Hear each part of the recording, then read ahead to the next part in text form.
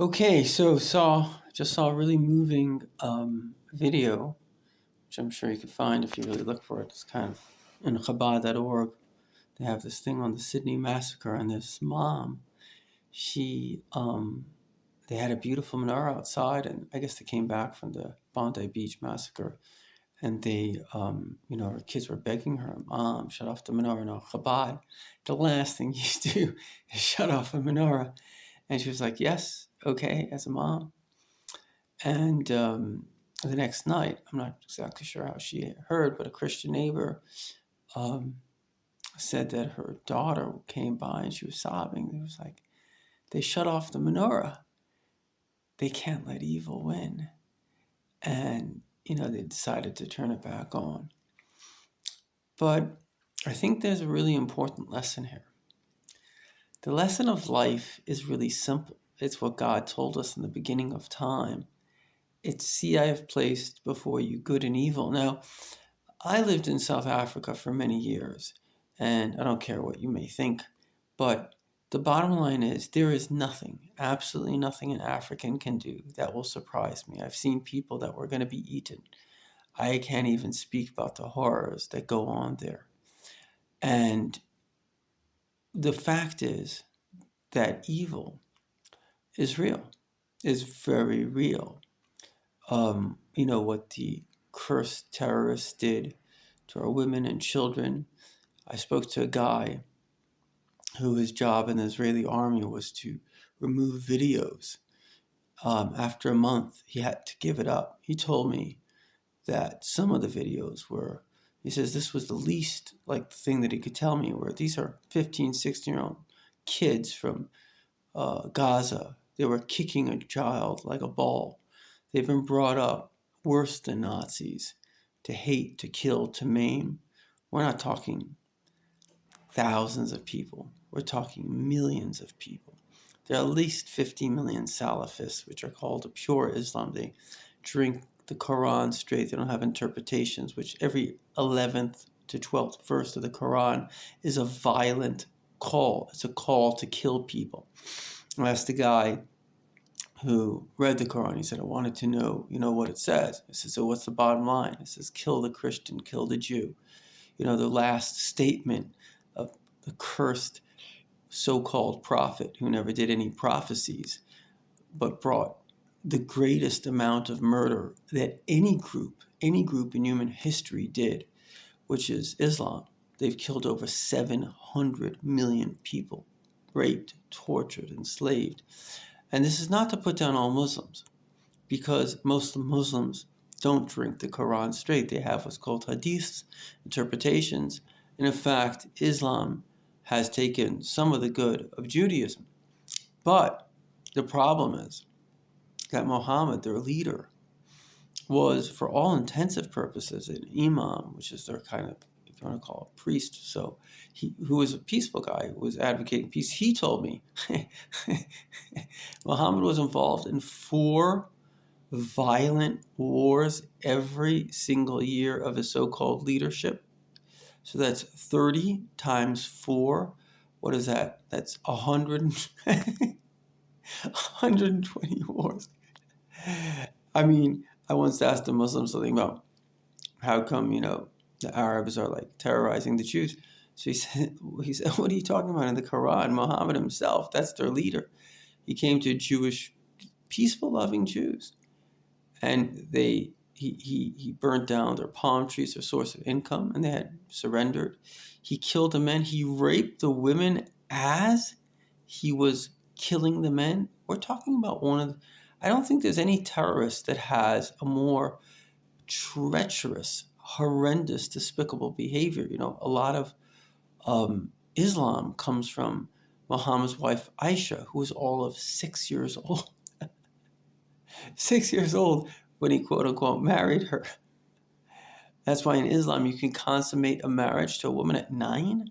That's statutory rape, because that's what Muhammad did. I mean, this is not even sick stuff. It's like you can't even make this stuff up.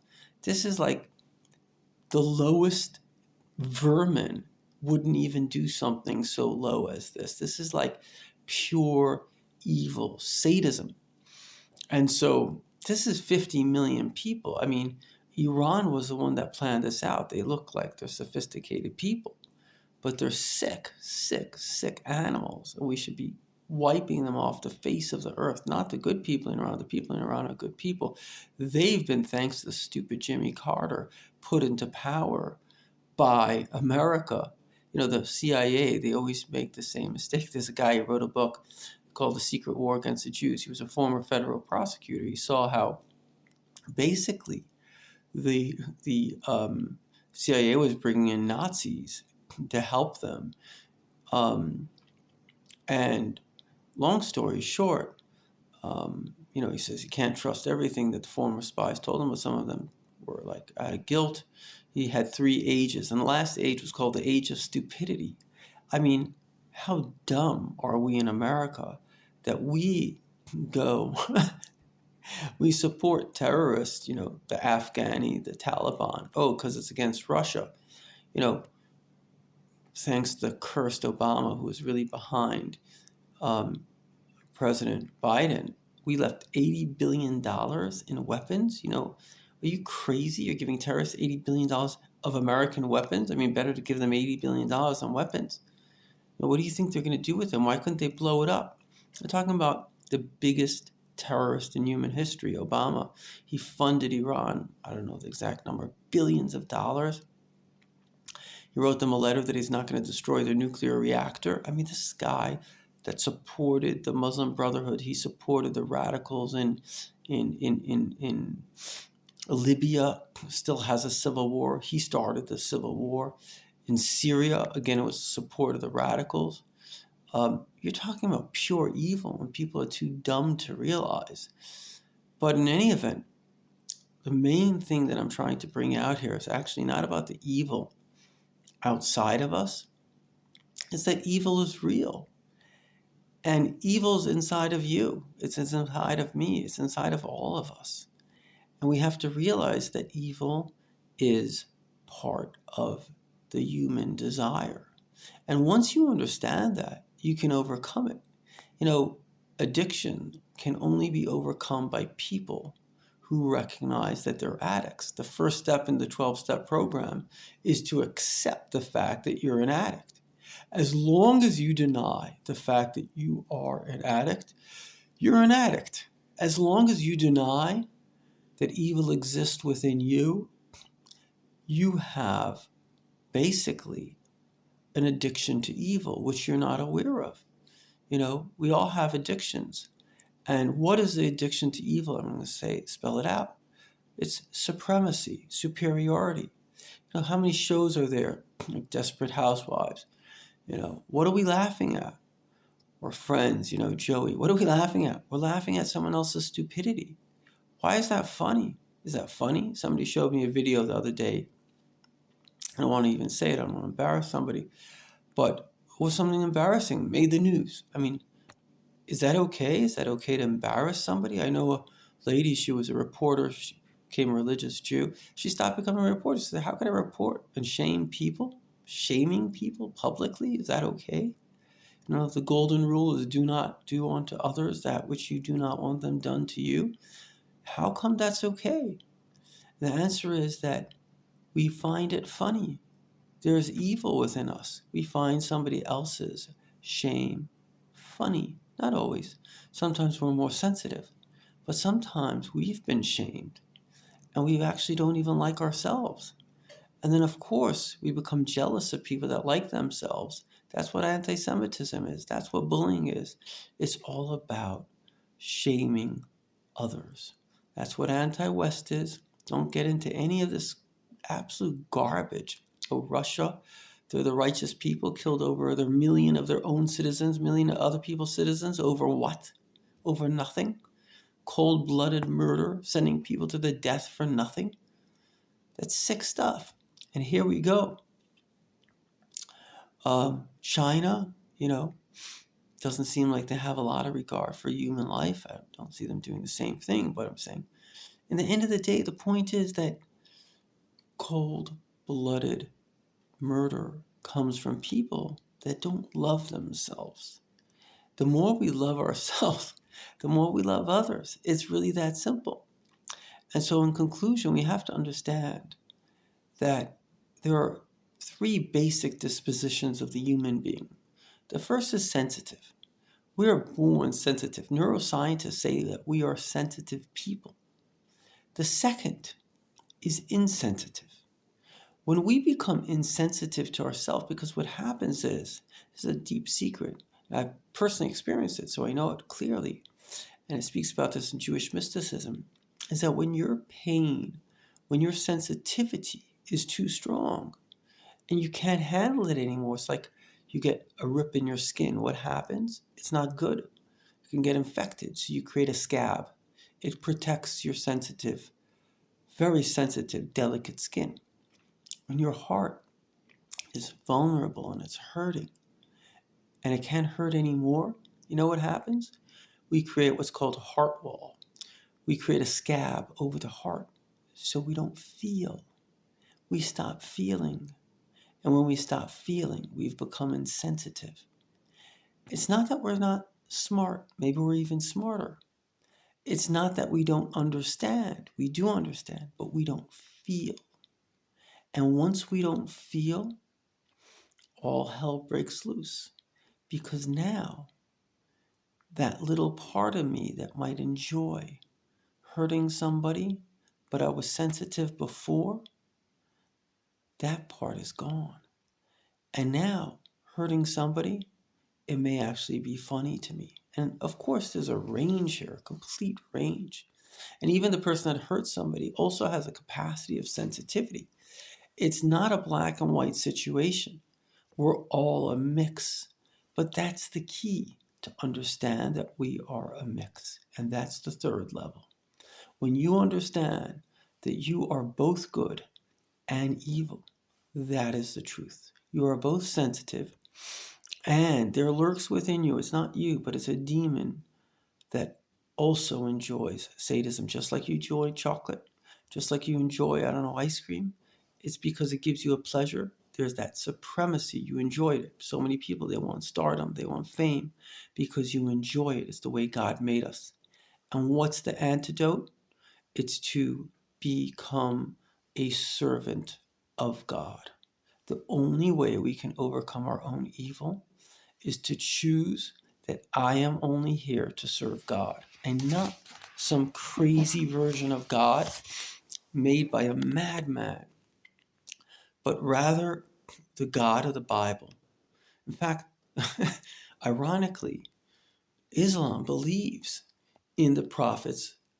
They say that there were mistakes, and the Quran came to fix it all up. Well, I don't know how. There was a mistake in a big statement by God called "Do not murder," and every 11th verse of the Quran is telling you to murder people. I don't know how that was a mistake. Quran, there's a Muslim tradition that says that if there are contradictions in the Quran, that means it's not true. Well, I bet anyone $1 million that there are contradictions in the Quran. I started reading it. I was like, why is my head spinning? Because there's so many contradictions. It's like, you could tell me the sky's blue or black, but you can't tell me it's blue and black at the same time. That's also one of the reasons the Muslims, or I shouldn't say all Muslims, many good Muslims, but the bad Muslims don't want us to pray on the Temple Mount because they believe, if we pray on the Temple Mount, it's a sign that Islam is not true. The Shiites don't want us to be a state because if we're a state, it's a sign. Which kind of stupid religion has 5 signs that it's not true, only if maybe you yourself think it's not true? Now, why has nobody ever come to try to convert me to Islam? People have tried to convert me to Christianity. We have respectful conversations. Is it because they themselves believe it's only for brain-dead rapists in jail? Is that what they think? It's fascinating self-reflection of Islam on Islam. And so the point of the statement is that the Torah, God's word, the only time that God came to millions of people, with millions of Egyptians were there, recorded, celebrated, I'm a descendant of those people. The only time this ever happened in human history, there was a study of over 150 religions. The only time that it was seen by millions, not by one person. Muhammad said that the angel Gabriel spoke to him in a cave. If I told you the angel Gabriel spoke to me, would you believe me? And what made people believe it? They chopped off people's heads if they didn't. So now you have millions of people that gave it on to their children. So the point is, I'm not trying to offend anyone, but if your religion is based on one person, 10 people, 12 people, 3 people, in fact, there was one religion, I'm not going to say the name of it, but they said there was a big thing, there was a war, and 50,000 witnesses, and the guy that did the study was like, oh my gosh, all my research is gone. But all 50,000 people died, and only one person survived. The only absolute confirmed historical time that God spoke publicly was this time. And he said, do not murder. The God of the Jews, the God of the Bible, which is really the God of Islam as well, tells us, and it all boils down to 2 words, goodness and kindness. And I guarantee this. I'm a rabbi. I've written over 40 books. I know a little bit about this subject. I guarantee this. If you go to heaven with blood on your hands, you will suffer in hell. And I don't care if you're an atheist. I don't care if you're a Buddhist. I don't care what you are. If you go to heaven with charity and with goodness, you will be accepted by God. It's just that simple. God, the Bible is here to make us into kinder people. It's here to say, listen, there is evil. I'm not going to go into why the construct is the way it is. You can't have a human being without some ego, right? But the thing is, it's here to tell us how to use the ego. And last but not least, I did a very powerful exercise. I guarantee you this can change your life. Ask yourself this. In fact, have a conversation with your ego. Ask your ego, what do you feel?